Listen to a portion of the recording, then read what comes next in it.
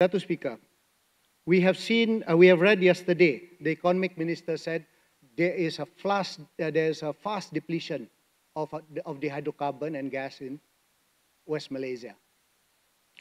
They are now looking at Sabah and Sarawak to mitigate these losses, while they will try to use these resources, hydrocarbon resources in Sabah, to also cover the demands of Sabah and Sarawak. Now, this is not right, Datu Sri. Sabah should manage its own oil hydrocarbon. Yeah, we made that mistake already. Petroleum Development Act 1974 and what have you. We should look into our current laws, and I'm sure I saw the State Attorney General here earlier. They should look into laws that will give us the rights over our control of our continental shelf and hydrocarbon, just as the Sarawak Oil Mining Ordinance is giving Sarawak the power and strength to deal with Petronas as well as the federal government. I'm very certain our learned friends in the State Attorney General's Chamber will be more learned on this. Datu Speaker,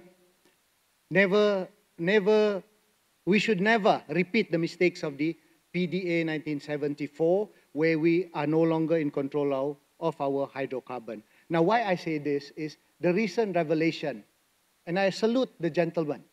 Some people will hate him, some people will like him, but I look at him this way. He is not the whistleblower, Mr. John T. Engihon. This person is not the whistleblower. He is telling everyone that there was something wrong in the way they manage our minerals in Sabah.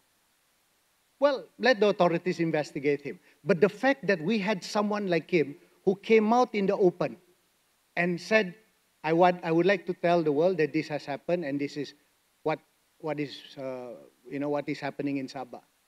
I resonate with him in a sense that there are a lot of civil servants who went to see me. Have you met him? I don't even know him. Okay. I'm only basing on news. I would like to know him. If you do know him, please introduce him to me. I don't know him either.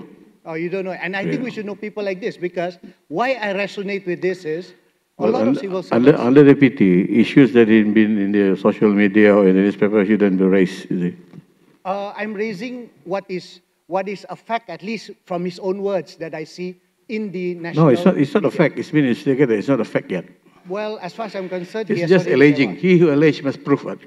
I'm saying at the way that he put out the issue. So I think Dr. Speaker, let's get to this point. He is not the focus of issue in the budget. Oh, well, the way we manage our state is the focus. So it also resonates in the budget, because he said the minerals are being managed this way and he thinks he was wrong. So I'm saying we have a beautiful budget. That's his view. That's his stand. And this is my view as well, Dr. Speaker. The government has to prove it yet. And well, the government and him have to meet. The relevant authorities taking the necessary action. So just continue with your budget speech. Exactly. Thank you very much. Now, John T. Engihon has revealed how mismanaged our minerals are. And the danger of this is resonating at the way Petroleum Development Act 1974 happened.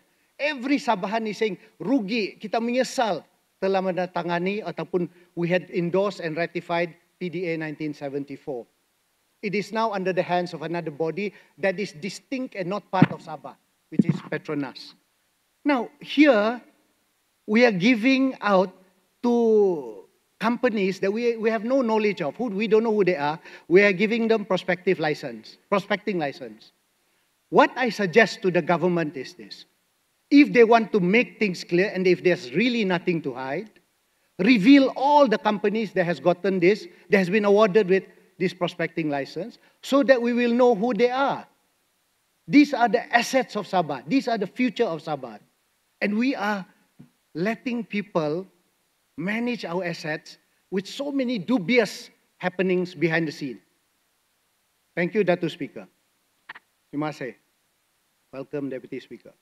Now, this Kautim culture, this is dangerous. And this has always loomed on the people of Sabah. The Kautim culture, or the culture you help me, I help you, you help me. We have to stop this culture by being transparent.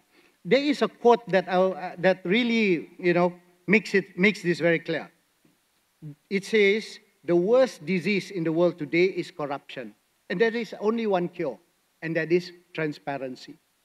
Transparency, I suggest to the government, is to put out all these prospecting license holder. Who are these companies? Are they Sabahans? Are they able to manage our minerals? And what is the terms between them and the Sabah the Sabah Minerals Management GLC of Sabah and the government?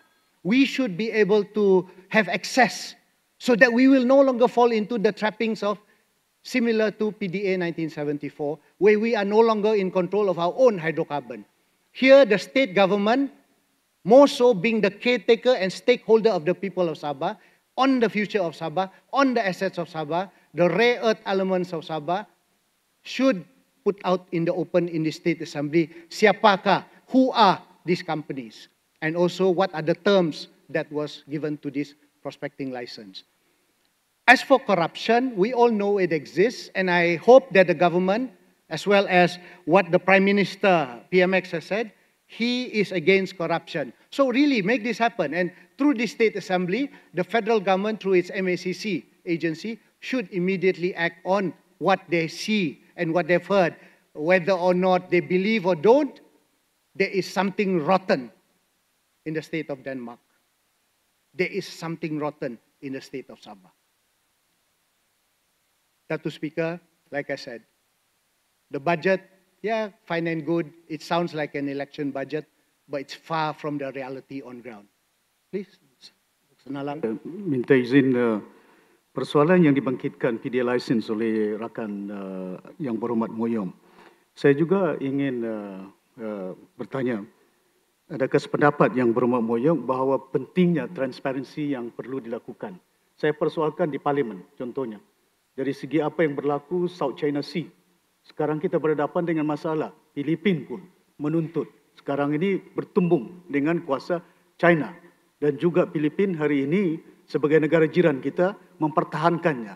Kalau kita tidak mengurus dengan baik, dan ini akan menjejaskan. Dan saya bertanya dengan Menteri Luar.